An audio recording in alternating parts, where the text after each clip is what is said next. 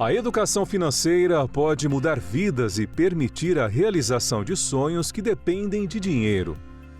Porém, mesmo com tanta importância, esse é um conhecimento ainda ignorado pela maioria dos brasileiros. É o que revela a pesquisa global de educação financeira da Standard & Poor's.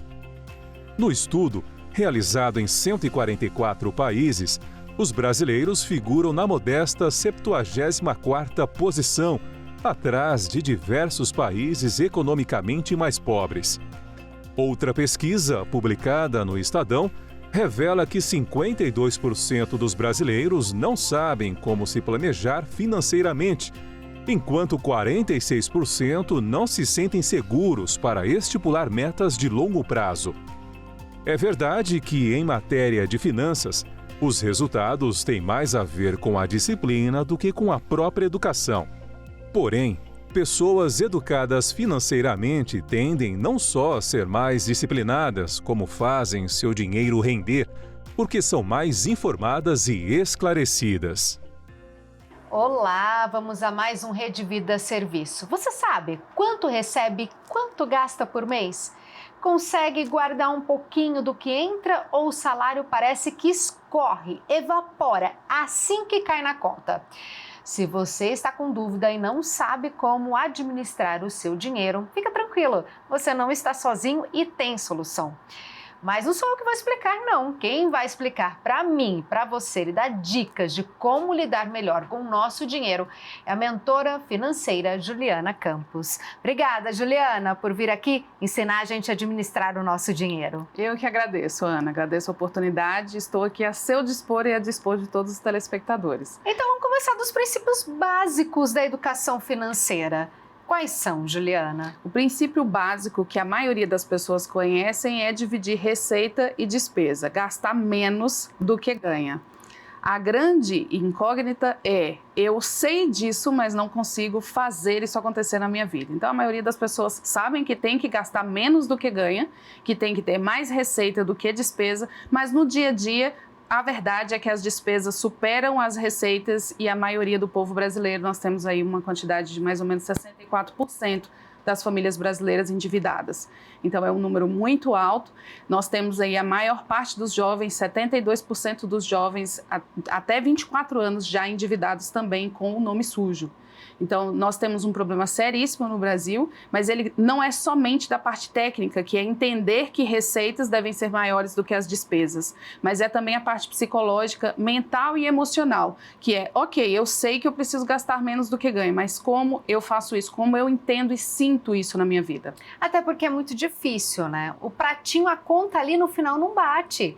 Porque um salário mínimo, ou a gente não ganha tanto quanto a gente gostaria, ou gasta, porque é escola, água, luz, alimentação, saúde, impostos. A hora que você vê, não vai bater mesmo a receita ali. Como que faz? Qual que é a dica primordial? Anota, coloca no papel, faz uma tabelinha. Como mudar essa chave? Sobre a educação financeira, que é essa de você fazer uma planilha, entender e anotar tudo que você ganha e tudo que você gasta, é o princípio básico. Todas as pessoas, assim que começam a trabalhar, já tem que ter ali ou a planilha ou qualquer papel, um caderno, mas precisa anotar, eu recebo tanto, tal dia do mês e todos os meus gastos e o dia do vencimento de todos esses gastos. Agora a questão, Ana, de que eu ganho pouco e tenho muitas despesas, são muitos compromissos, escola das crianças, aí é que entra as tomadas de decisões, né? Ou seja, você recebe X, mas você precisa tomar as decisões do que consumir. Como consumir e o que consumir, em que momento consumir. Então, por exemplo, a escola das crianças. A família, às vezes, recebe uma renda que não é suficiente para pagar uma escola X ou Y, mas é suficiente para pagar outra escola, que pode ser que não ofereça todo o status que aquela família possa querer. Aí começa o processo de tomada de decisão psicológico, mental e emocional. Porque essa decisão vai envolver pertencimento a um grupo, vai envolver a imagem pessoal dessa pessoa, como essa pessoa vai ficar mediante os amigos, mediante os colegas, mediante a classe em que ela vive. Aí começa o processo de endividamento da pessoa não conseguir arcar com as despesas por motivos mentais e emocionais, que é a tomada de decisão. Então tá aliado, muitas vezes a pessoa não percebe mais o emocional, o pertencimento, o querer ser e estar pode colocá-la em perigo e fazer as finanças lá para baixo? Totalmente, Ana. Inclusive, quando se pergunta qual é o motivo de jovens, tão jovens, até 24 anos, já ter a renda comprometida, o nome sujo e endividado. Porque eles querem pertencer a um grupo. Eles querem pertencer a um grupo do tênis de marca, eles querem pertencer a um grupo da balada X, da balada Y, que custa, às vezes, mais do que ele pode pagar. Mas ele quer estar lá. Ele se sente bem lá. E se ele não vai lá, ele começa a ter alguns problemas emocionais. Ele sente que ele não faz parte daquilo, ele se sente diminuído, começa um processo de ansiedade. Então, a parte financeira, o desenvolvimento financeiro, ele é mais emocional do que técnico, Ana. Ele é 70% emocional e mental e 30% técnico. O que seria a parte técnica? É essa de você fazer uma planilha, entender o que é gasto, o que é despesa, relacionar tudo, categorizar, isso é 30% do processo. Porque você pode fazer isso e na hora do vamos ver mesmo, você não cumprir nada do que você planejou. Chegar no final do mês, você não cumprir nada. Você fez bonitinho, mas não cumpriu. E por que não cumpriu? Fatores emocionais e mentais.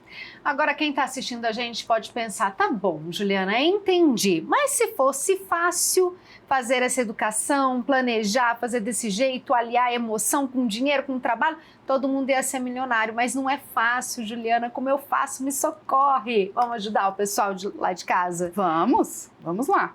Não é fácil mesmo. Eu costumo dizer, nem nascer é fácil, né? Não. Até para nascer a gente leva um tapinha ali na bundinha, até que hoje não está mais acontecendo isso. Mas não é fácil mesmo. Porém, qual é a opção? Ficar no mesmo lugar, sofrendo as consequências do que você está vivendo, ou realmente começar um processo mental, emocional e técnico? O começo é você entender quem você é. Qual é a sua essência, como você interage no seu ambiente, como você interage no seu meio e como as finanças fazem parte disso. Então, você começar a pensar, eu não gosto nem de ouvir falar em dinheiro, já precisa começar a mudar esse comportamento. Tem gente que tem aversão, né? Tem. Falar de dinheiro é pecado, não gosto, dinheiro é sujo, não faz bem. Exato. Mas como não? Exato. Esse é o começo, Ana. O começo é entender que o dinheiro faz parte das nossas vidas. Você nasce, você já está gastando. Você já precisa de fralda, já precisa de leite, já precisa de um teto para morar. E você morre, precisa do caixão, precisa do velório. Se você não gasta, a família gasta. Todo mundo sempre vai. Você está aqui no mundo material e o objetivo, você usa dinheiro e você precisa integrar o dinheiro à sua vida. Enquanto você ficar negando isso, dizendo eu não quero saber de dinheiro, eu não gosto nem de ver o saldo da minha conta, e acontece muito. As minhas mentoradas chegam dizendo, eu começo a chorar só de pensar, Ju, que eu tenho que ver meu extrato. Eu tenho que ver a fatura do cartão de crédito. O começo é você encarar essa realidade que faz parte da sua vida, que é como se fosse um braço, uma perna. Como é que nós vivemos com um braço e não viver com outro braço? A gente precisa das finanças também. A gente precisa do nosso amor, da nossa saúde, precisa de dinheiro também. Então, o primeiro passo é integrar as finanças à sua vida, acolher a parte financeira. Porque com esse acolhimento e essa integração, o seu sentimento vai mudar e você vai conseguir colocar em prática a técnica.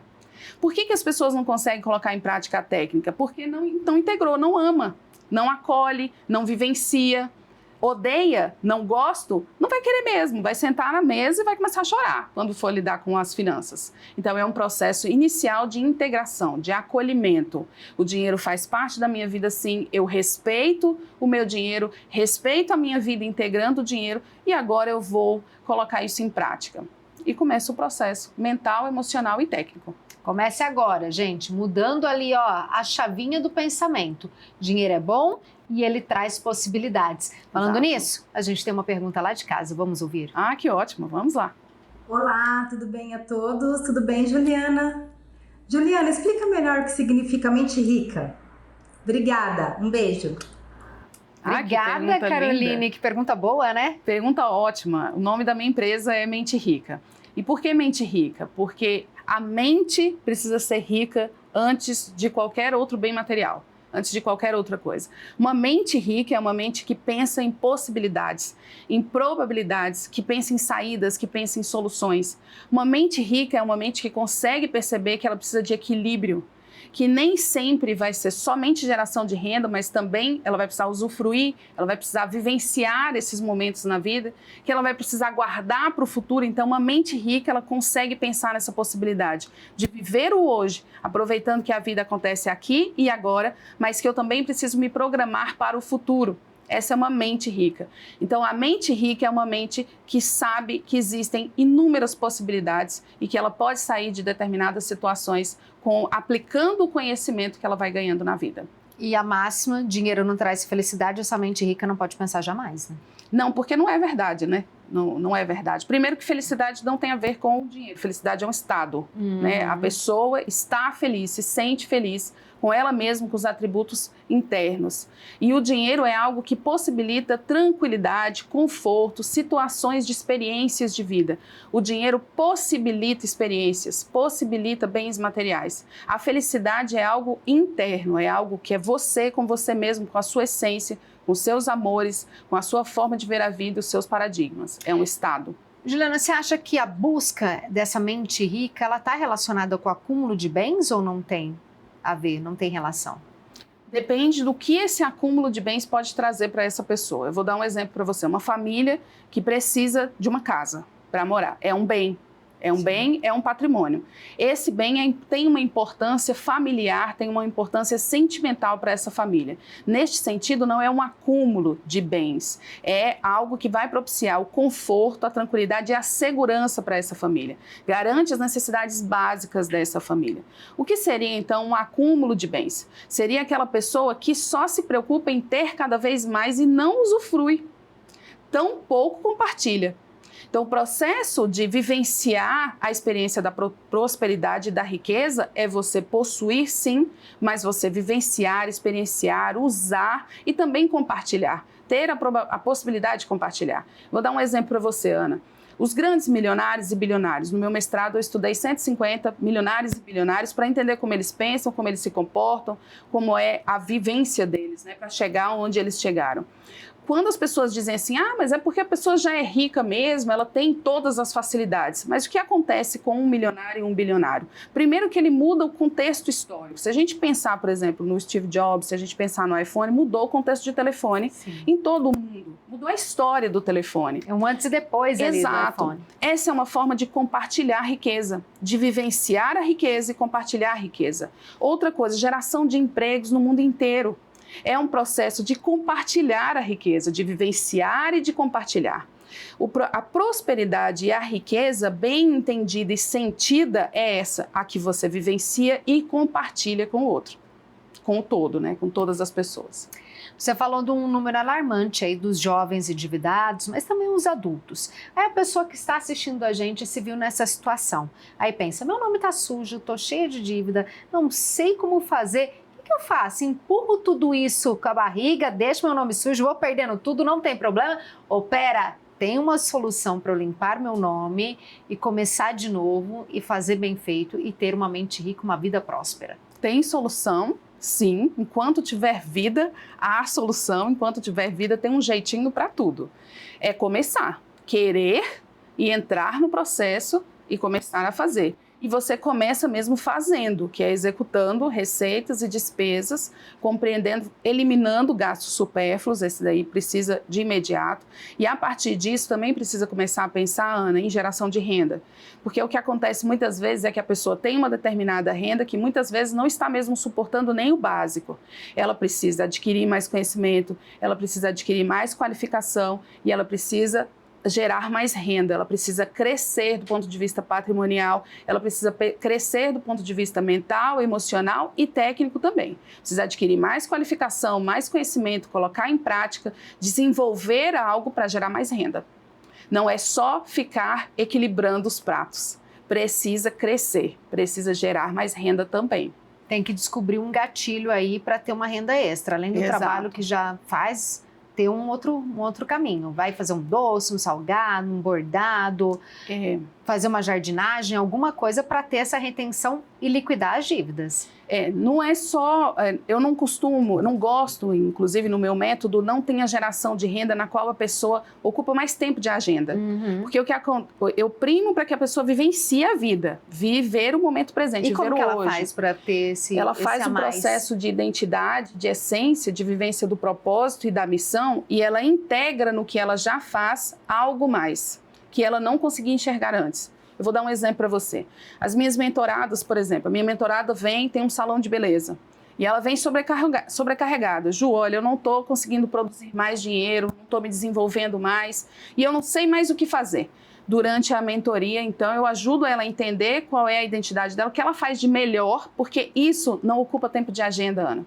Entendi. Entendeu? Quando você faz o que você ama, você faz naturalmente, flui de você. Você não tem que sair daqui de ir para outro lugar, você consegue fazer no mesmo lugar. Então, ali no mesmo lugar, ela consegue fazer uma outra atividade, por exemplo, com consignação, receber comissão, tendo os mesmos clientes, o mesmo custo de local, o mesmo custo de estabelecimento, tendo o mesmo tempo e a mesma situação. Então, ela não sai dali. Então. Parcerias. Ela pode desenvolver também, começar a dar um curso, que ela já está ali fazendo. Por exemplo, está ali fazendo um cabelo. Pega um vídeo, um celular, coloca aqui, ó, gente, eu vou ensinar vocês a fazer um cabelo. E começa a fazer o curso. E vende esse material. Veja, o universo é infinito em possibilidades. O que acontece é que as pessoas não conseguem enxergar, porque elas estão submersas na situação delas. Quando ela traz essa situação para alguém, especialmente alguém que tem especialidade, que tem um olhar para isso, o universo de possibilidades vai aparecer. E aí ela vai conseguir gerar mais renda sem ocupar mais tempo de agenda, porque também não faz muito sentido a pessoa ter umas 3, 4 fontes de geração de renda extra e ficar correndo e não viver, né? Não então faz. É isso. Aí você sabe o que você faz, procura ali o que você pode agregar sem se sobrecarregar. Pensando nisso também, a gente tem outra pergunta. Vamos ouvir? Olá, Juliana. Olá, Rede Vida, pessoal da Rede Vida. A minha pergunta é o seguinte. O pessoal acha que para investir em ações, investir no Tesouro Nacional, outros, né? Lugares, a gente tem que ter muito dinheiro para investir. Então, eu queria que você explicasse mais. É isso mesmo? Ou a gente consegue investir com pouco dinheiro? R$50, R$100, enfim. O pessoal acho que tem condições de investir com pouco também. É isso que eu queria saber. Obrigada. Obrigada, Fernanda. Tem como investir com pouco? Claro, comece já. As pessoas têm esse mito, né, de que investir precisa ganhar muito dinheiro e ter muito dinheiro. Isso é um mito porque outrora mesmo as pessoas para investir precisavam chegar nos gerentes de banco, tinha que ser aquela figura, né, para fazer um investimento. Hoje nós temos uma concorrência ampla de operadoras de investimentos, de corretoras de investimento, e hoje fica muito fácil. Você pode começar, você que está em casa que quer começar, você pode começar pelo Tesouro Direto, não precisa nem você ir a uma corretora ou ter um corretor, você entra no site do Tesouro Direto e lá você já começa a poupar e investir, não é só poupar. Poupar é na poupança que você não ganha nada. Investir, você faz esse tipo de investimento que você já ganha mais do que a poupança. Você vai fazer lá o seu cadastro, vai começar a investir. Com R$50 você já começa a fazer os seus investimentos.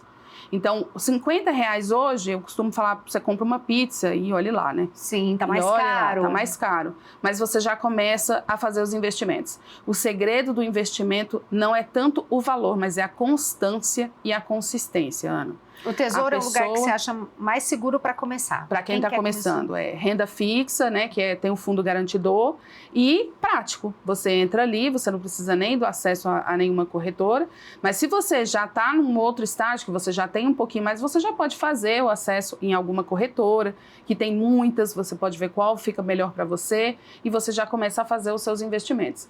Começa com a reserva de emergência, que é você garantir um valor que pague as suas despesas.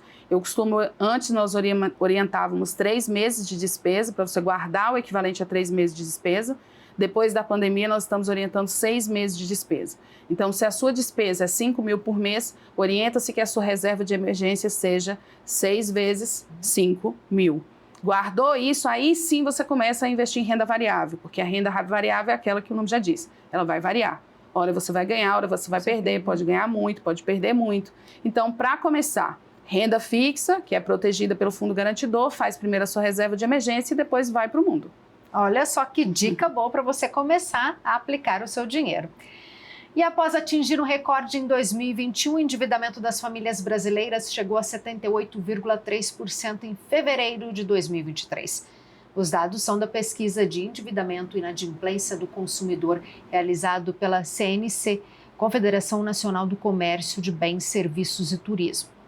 Entender como gerenciar as próprias finanças tende a evitar esses problemas. E ter acesso às informações sobre o controle de gastos e planejamento pode ajudar, inclusive, nos momentos de crise. Juliana, tem que discutir o problema financeiro com a família toda? Núcleo familiar, mesmo com as crianças, tem que dar a real de qual é a situação? Porque criança quer tudo e não entende quanto custa cada coisa. Como lidar? Por favor, precisa conversar com toda a família, precisa conversar com toda a sociedade, precisa conversar em todos os programas, deveria estar em todas as escolas, no ensino básico, porque é como eu falei no começo, dinheiro faz parte das nossas vidas do momento que nascemos ao momento que morremos, ou seja, tem que ser discutido, tem que ser falado abertamente, com tranquilidade, com amorosidade. O que muito acontece, Ana, é que quando as famílias vão falar de dinheiro, elas falam com sofrimento, com tristeza e com pesar. E isso já começa a fazer um efeito na mente das crianças e que depois os adultos vão começar a também sentir esse peso, esse sofrimento e essa tristeza em relação ao dinheiro. Precisamos fazer com que o dinheiro se integre às nossas vidas e é através do diálogo, é através da conversa franca, mas também com amorosidade, compreendendo que ele faz parte. As crianças precisam desde cedo já começar a entender o valor do dinheiro. E o que o dinheiro pode comprar? Como comprar? Como tomar as decisões de compra? E depois os adolescentes também, né? O que decidir? Vou fazer uma viagem ou vou comprar um iPhone? Vou comprar um iPhone ou vou guardar para fazer um intercâmbio de 2 anos fora do país? São decisões importantes para a vida inteira, que é a partir do diálogo que se constrói boas decisões. E você acha que tem uma idade que a criança já pode absorver isso? Meu filhinho tem 1 ano e 8 meses, nós já estamos no movimento já tem os livrinhos lá e a gente já vai conversando. De maneira lúdica, através da literatura, Sempre. você vai explicando para ele. E para essa criançada maiorzinha, dá para inserir a tecnologia? Porque eles são muito mais rápidos, ligados e antenados do que nós na tecnologia. Dá para, através da tecnologia, ensinar finanças, educação financeira e planejamento para eles? Eles saberem como que anda ali as continhas de casa? Sim, Ana, tudo pode acontecer hoje pela tecnologia, né? Nós já estamos praticamente embarcando nesse movimento. Mas a tecnologia e as finanças precisam se adequar à comunicação da idade daquele ser. Então, se é uma criança, se é um nenê, nós temos que falar na linguagem dele e utilizar os atributos que temos para eles. E a mesma coisa se é uma criança de 10 anos, se é uma criança de 12, depois adolescente, depois jovem e adulto. A comunicação tem que ser adequada à fase da criança, do adolescente e do jovem. A tecnologia vai permear todo esse cenário. Eu só não falo de tecnologia na idade até 4 anos de idade por conta da visão, né, da questão das telas ali. Mas a partir disso precisa inserir, porque não tem outro caminho. Ele vai associar melhor se tiver envolvimento de tecnologia, de atualidades, quanto mais movimento melhor, mas precisa desde cedo começar a fazer isso acontecer. Você é a favor da mesada? Com certeza. A mesada é a melhor forma de inserir como gastar, como tomar as melhores decisões e, principalmente, isso aqui é um recurso que pode ser limitado. Então, ele precisa entender que aquele recurso é limitado. Então, quando ele entende que o pai tem que comprar tudo, mas você trabalha, tem criança que já fala assim, passa o cartão. Você não tem cartão?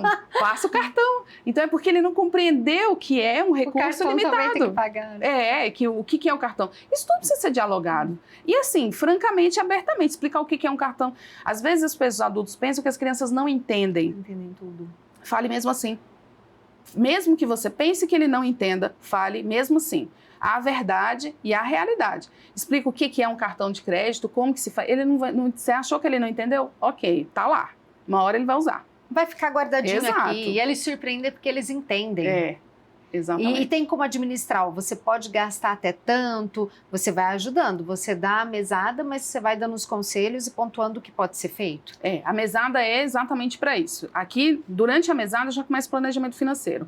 Eu tenho uma mentoria que é uma mentoria familiar. Nessa mentoria, sento todo mundo na mesa e começa o processo de instituição de mesada e de planejamento financeiro, com crianças, com toda a família reunida. A criança, ela vai entendendo quanto que ela vai gastar e principalmente esse movimento, Ana, de hoje e amanhã. Olha, você tem esse dinheiro aqui todo mês, mas se você quiser fazer algo mais caro, você precisa guardar, você precisa economizar.